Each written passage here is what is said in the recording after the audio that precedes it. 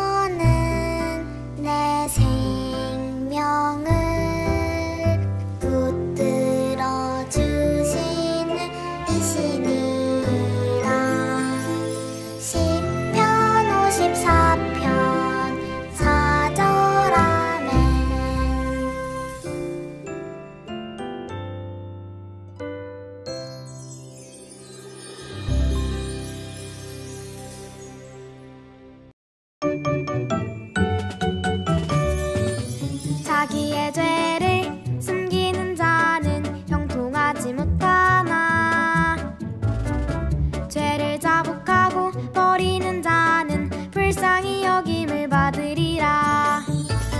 자기의 죄를 숨기는 자는 형통하지 못하나 죄를 자복하고 버리는 자는 불쌍히 여김을 받으리라. 잠언 28장 13절 말씀하면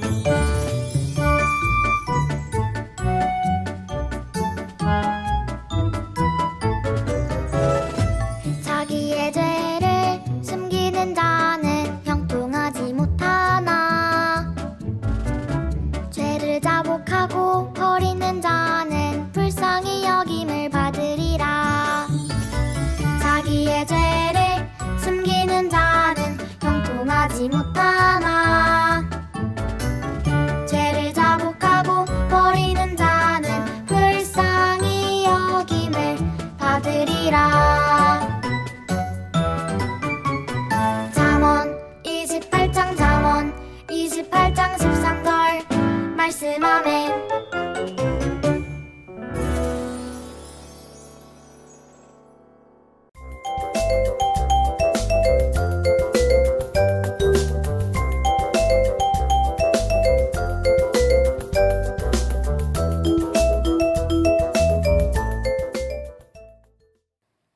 이 시간 우리가 함께 살펴볼 말씀은 창세기 42장 18절부터 25절 말씀이에요. 그 중에서 21절 한 절만 함께 한 목소리로 읽어보도록 하겠습니다. 그들이 서로 말하되 우리가 아우의 일로 말미암아 범죄하였도다.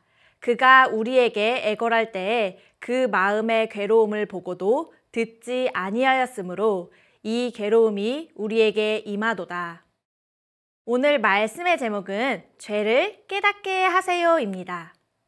여러분은 우리의 일상에서 아무렇지도 않게 생각하고 행동한 것들이 잘못된 것이라고 한다면 어떨 것 같나요? 심지어 그것으로 처벌을 받게 되면 어떨까요? 잘못인 줄 알면서도 저지른 잘못이라면 벌을 받는 게 당연할 수 있지만 잘못인지도 모를 경우 그것에 대해 벌을 받는 것은 조금은 억울할 수도 있을 것 같아요. 여기 나온 그림들을 보고 어떤 것이 처벌받는 범죄 행위인지 한번 생각해 볼래요? 첫 번째 그림은 길가에 떨어진 돈을 주워서 가지고 가는 그림이에요. 두 번째는 새치기를 하고 있는 그림이에요. 세 번째는 장난 전화를 하고 있어요. 네 번째는 친구들이 다른 한 친구에게 뒷담화를 하고 있는 거예요. 이 네 개의 그림들 중 과연 어떤 것이 처벌이 가능한 잘못이고 어떤 것이 처벌을 받지 않는 잘못일까요? 정답은 이 네 가지 모두 다 처벌받을 수 있는 죄가 돼요. 혹시 여러분들 중에 이것들이 처벌이 가능한 죄인지 몰랐던 친구가 있나요? 그런 친구들은 조금 억울할 수 있을 것 같아요. 정말 몰랐을 수 있을 것 같거든요. 그렇다면 전도사님이 친구들에게 질문을 한 가지 하면서 말씀을 시작했으면 좋겠어요.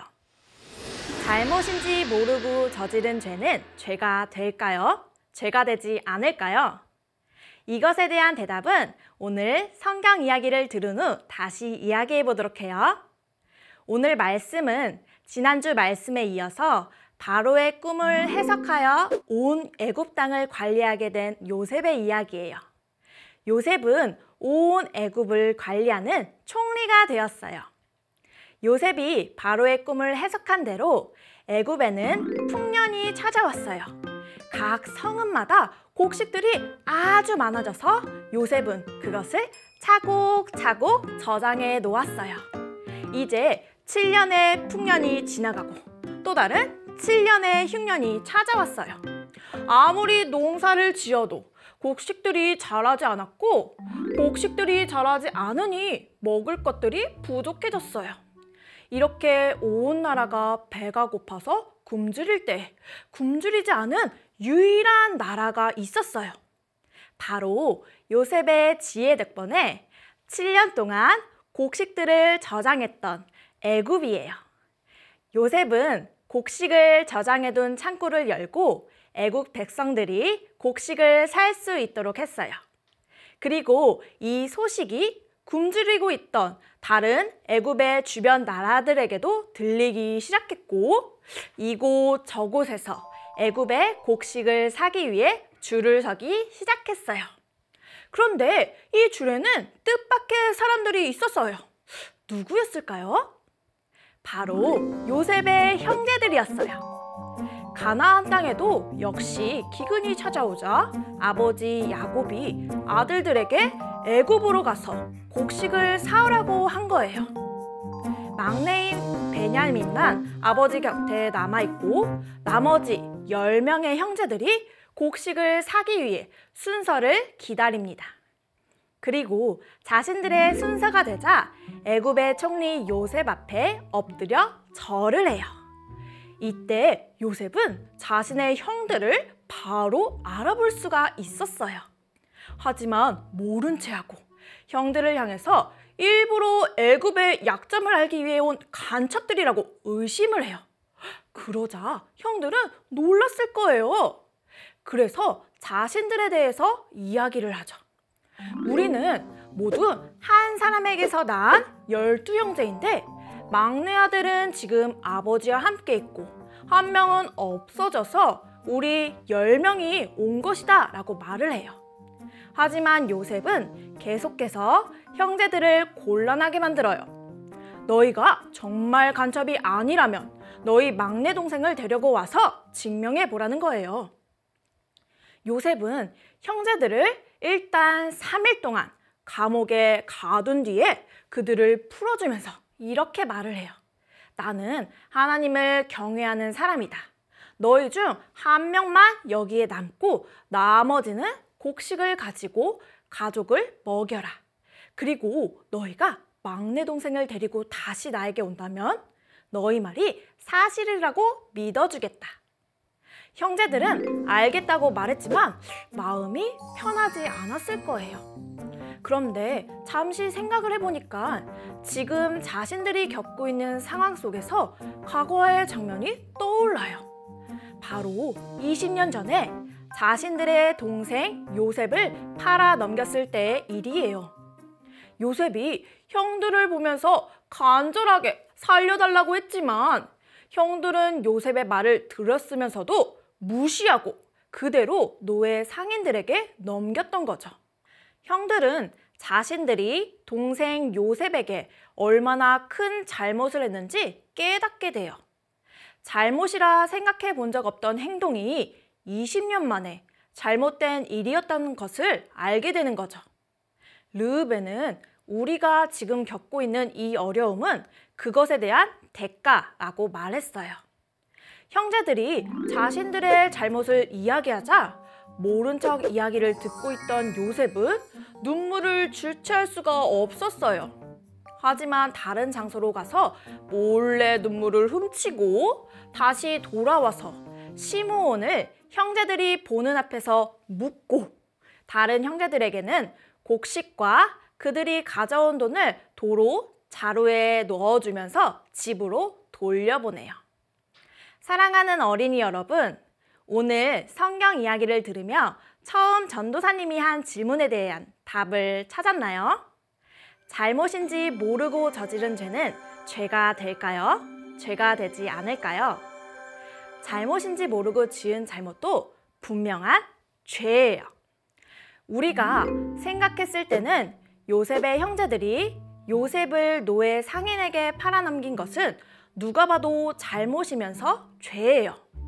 하지만 그때 그 상황에 있던 형제들은 자신들의 행동이 잘못이었는지 그것이 죄였는지조차 알지 못했어요.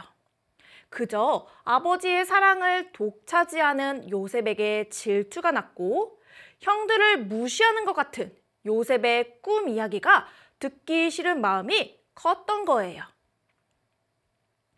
그래서 요셉이 형들을 향해 살려달라고 애원했을 때도 요셉이 사라져서 슬피 우는 아버지를 볼 때에도 죄에 대한 회개를 할 필요가 없었던 거죠.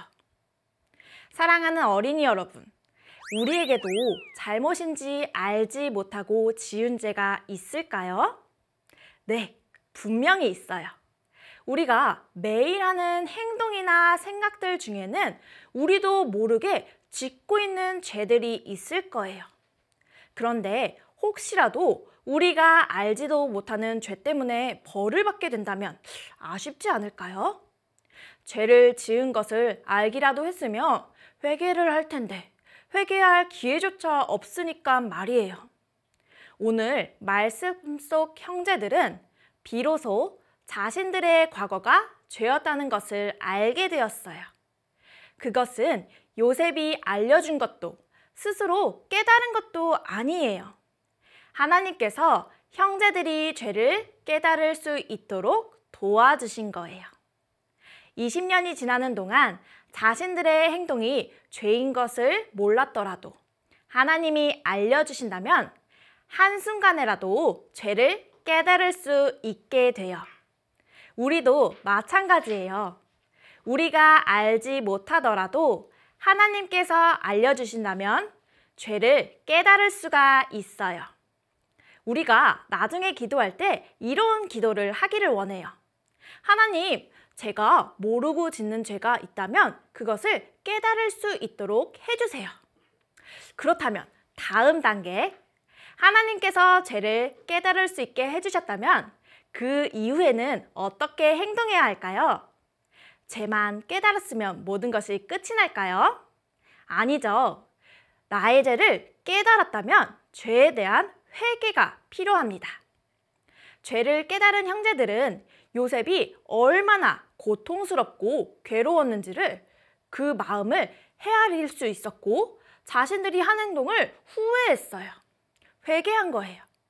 사랑의 하나님은 우리의 죄에 대해 고백하고 회개를 한다면 용서해 주시는 분이에요.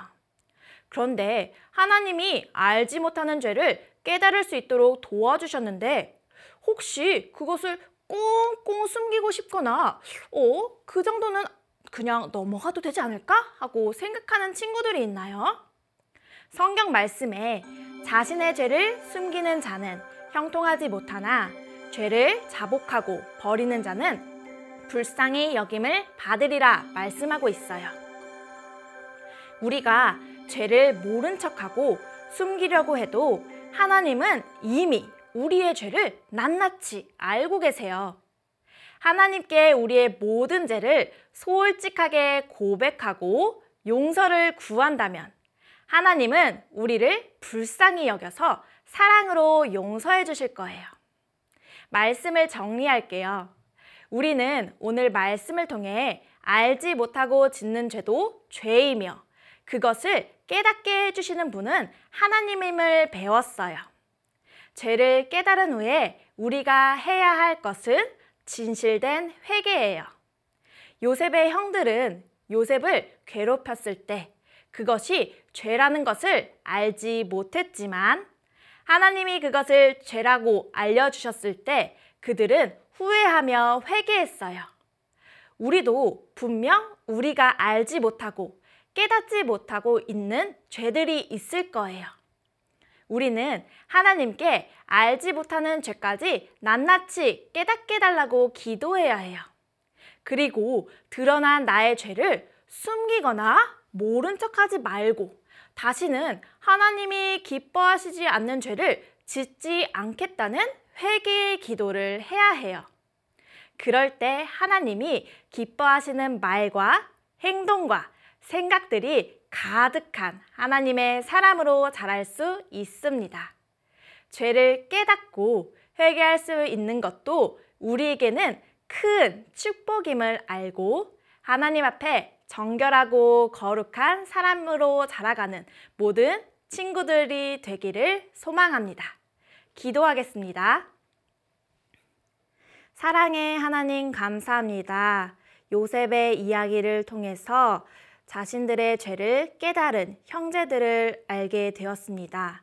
형제들은 그 당시에 그 상황 속에서는 자신들의 죄를 알지 못했지만 하나님께서 가르쳐 주심으로 자신들의 죄를 깨닫게 되었습니다.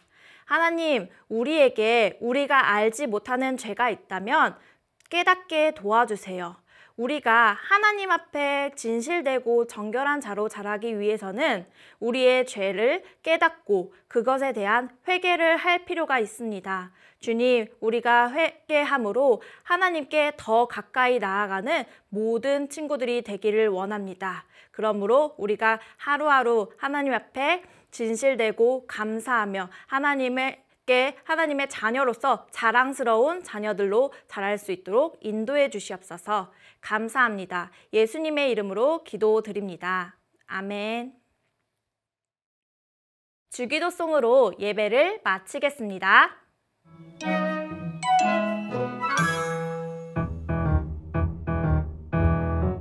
하늘에 계신 우리 아버지여, 이름이 거룩히 여김을